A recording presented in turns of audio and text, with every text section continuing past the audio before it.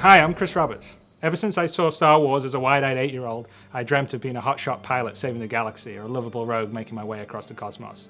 It inspired me to make Wing Commander and has influenced everything I've done since then. 10 years ago, after 20 years of making games, I was burned out, so I took a break, but I never stopped playing games nor loving them. And now, I'm ready to come back, and I'd like to show you something I've been working on. But I don't want to build any old game. I want to build a universe. I want to build a game I always wanted to build, but I didn't have the tools to do until now. One that you can fly off a carrier fighting a heroic war on the front lines, but also one that you can muster out and find your own fortune in the stars wherever your spaceship takes you. I want to be able to share this experience with my friends and fight against real opponents in space, not just AI. And I want this to be as good or better than any other game out there, and I want to actively push the boundaries of what you can do in a game. None of this would have been even possible 2 years ago. But with Moore's Law driving PC performance and cost and the gaming community embracing talented developers via crowdfunding, I believe it is possible today. I've never been accused of having a small vision, and so I thought it was best if I share my ambition with you visually. I'm pretty excited by how it's joined out, so why don't you come join me for a sneak peek. What I'm building, the Star Citizen and the Squadron 42 combination, you essentially have both things available to you. So Squadron 42 is the sort of single player experience where you are getting missions. You're in the military, so it's not that open world because you're going to be going AWOL if you decide you want to go off to some other planet. So the idea of it is you serve a campaign, you fly missions, it's branching just like Wing Commander was, and you have exactly that Wing Commander experience with the added bonus of some multiplayer and your friends be able to sort of co-op play with you as wingmen when you fly your missions. But when you finish your tour of duty, you muster out and you're in the wide universe, and then it's open world. You can go where you want, do what you want, choose who you want to be. And the other thing that's nice about this is you don't have to do Squadron 42. You can get into the Star Unit. You can basically decide you're never going to go fight in the military. You can decide that I'm just going to be a merchant or I'm just going to be a pirate. I think what we're talking about here has everything that made Wing Commander great and has everything that made Privateer and Freelancer great. It basically has both things, and the single player sort of military campaign side sits inside this whole universe in a holistic fashion. The idea is that it should be dynamic. So I've talked about the universe being a living entity and something that's always changing, and it's going to change based on the player's actions. So things that players do will have an effect on the universe, and they'll also be able to become part of the universe. So a good example is, say, a player that's an explorer and they explore around enough time and they find a space anomaly and then they manage to navigate a jump. That jump point and the system that they've jumped into will get named after that player. So like that player becomes part of the history and lore of the universe. And on top of that, we're going to be dynamically adding content to this universe. I'm not interested in having yearly updates. We'll have a team of people that are adding content on a weekly, every 2 weeks basis. So you're starting this system and you start in the game and it's got 50 star systems, for instance, and 2 weeks in, a jump point's discovered for another system and someone navigates it and bam, we've got a 51st system and so on. So one thing I think you'll all be very excited about is the level of fidelity in space, the graphical detail and the immersion, because it's to a level that I've never been able to achieve before. I'm trying to build a world that it's so detailed and has such great texture that you forget that it's a game, which is always my goal when I'm building games. I'll just climb into the cockpit of the fighter, and as you can see, as we're sort of climbing in, there's a huge amount of detail in the cockpit, because one of the biggest keys for me in the next game I'm building is I really want to have that immersion to be complete. And we're going to do a lot of things that will really push that. Everything inside the cockpit operates and moves and works. If I look around the cockpit, you can see the displays, my hands on the throttle, my hands on the joystick. The whole idea is we're immersed fully in a cockpit that's fully rendered in 3D. So if you issue a command, you hit a button, you'll actually see a character doing the cockpit. It's all for the immersion.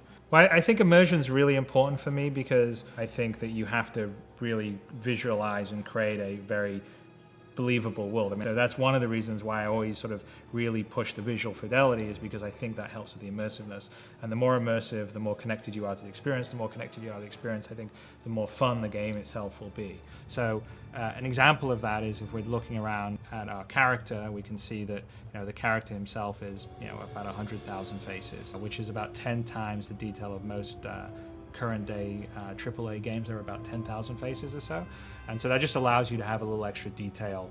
The wires on his pilot outfit, the creases in the uniform, and have it really stand up when you come in close and not break down because it's too pixely.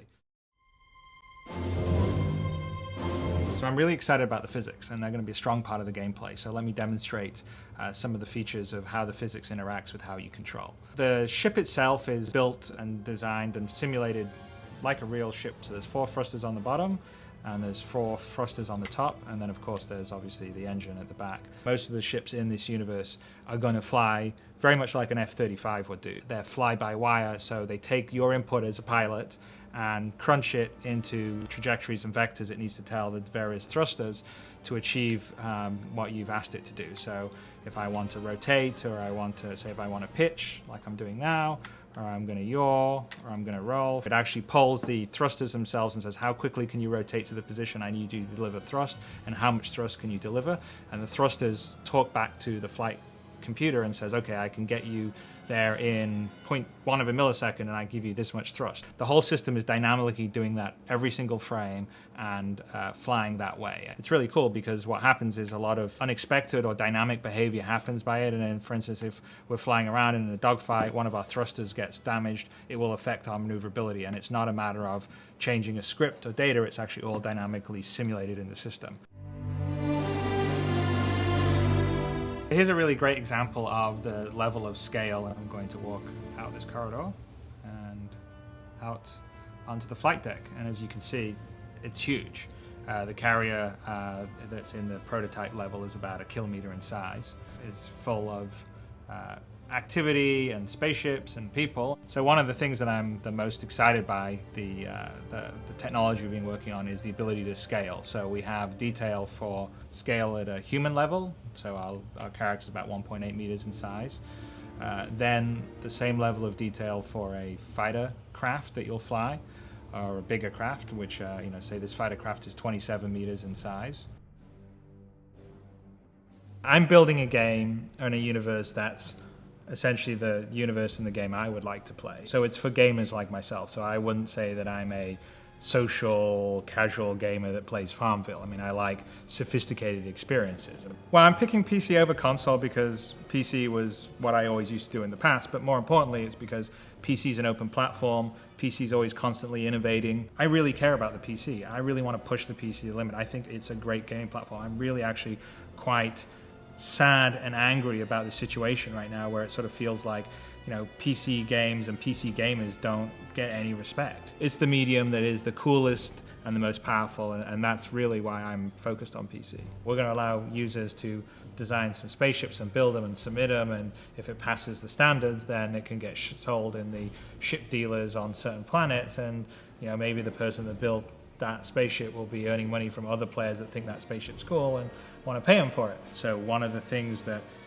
I like about crowdfunding is cutting out the politics and the noise of the big publisher, and you're dealing directly with the people that want to experience the game that you're making.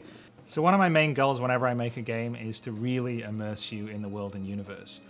And I think you've seen that on what we've been even trying on the website today, and this visual prototype is a demonstration of the direction that I want to take and will be taking. With today's technology, I can do that to a level that I never could have done when I was making Wing Commander all those years ago, or even Freelancer 10 years ago. And it's actually really exciting. I feel like I can do something that has the fidelity of a film, but real time, and I'm in it, and that is my dream. My name is Chris Roberts, and I would like to build a universe with you.